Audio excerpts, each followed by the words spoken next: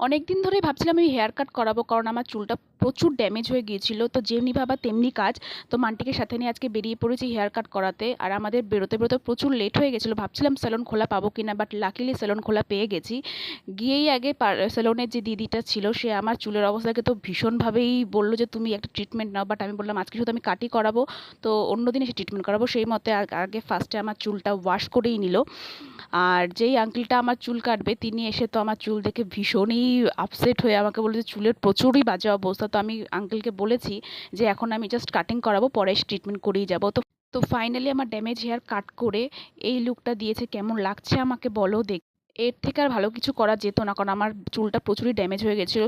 Salon থেকে বেরোনোর পরে দেখি হঠাৎই বৃষ্টি শুরু হয়ে যায়, তো দৌড়ে গিয়ে সামনে আমরা একটা ক্যাফেতে ঢুকে পড়ি।